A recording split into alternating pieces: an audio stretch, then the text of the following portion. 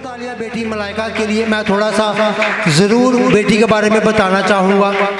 बेटी काफ़ी ज़्यादा ये पिछले 2-3 दिन से काफ़ी ज़्यादा तकलीफ़ की हालत में थी, बहुत ही पेन की हालत में, क्योंकि इनकी रीढ़ की हड्डी में थोड़ी सी प्रॉब्लम है। तो आप समझ सकते हैं कि रीढ़ की हड्डी में प्रॉब्लम होना ये कितनी बड़ी मुसीबत है। ठीक है, तो बेटी काफ़ी ज़्यादा तकलीफ़ में थी, तो हम भी दुआ कर रहे थे। बेटी ख़ुद भी इस मज़बा पर आती थी। यहाँ बताना चाहूँगा एक बार फिर से, ये आप लोगों को कोई हम अपनी को वो फोकियत नहीं बताते हैं। खुदावंद इस मज़बा पर जो खुदा के घर में लगता है बड़े बड़े काम कर रहा है। हालेलुया। जब खुदावंद काम करता है तो उसी के नाम की गवाहियाँ आती हैं। तो बेटी उस मज़बा पर खुदावंद के लोगों के साथ, तमाम प्रेयर वाले के साथ मिलकर प्रे करती थी। 2-3 दिन के बाद ऐसा ही हुआ कि इब्लीस ने पूरे तौर पे इनको बेड पे, बिस्तर पे लिटा दिया। ठीक है, तो ऐसे था बेटा। ठीक है, मैं थोड़ा सा इसलिए बता रहा हूँ कि बेटी शायद घबराहट में या शर्माहट में इतना ना बता पाए।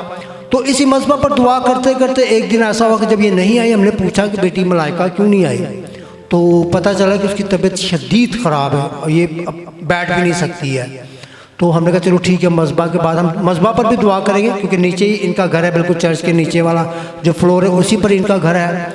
तो हम फिर जब नीचे उतरे, हम गए, तो उस वक्त फिर जाकर जब हमने अपनी आँखों से देखा कि वाकई ये सीधे भी नहीं लेटी हुई थी, जैसे ऊँधे मुँह बंदा लेटता है वैसे, और ये अपनी चाची के इसने हाथ पकड़े हुए थे और ये रो रही थी शदीद। जाके खैर हम सब ने जितने प्रेयर वॉरियर थे हमने दुआ की।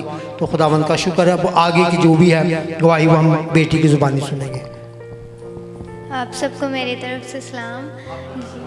जैसे अंकल ने बताया कि मुझे बहुत ज़्यादा पेन थी, लेकिन अंकल लोग ने जब दुआ वगैरह की तो मेरी पेन कम हुई थी।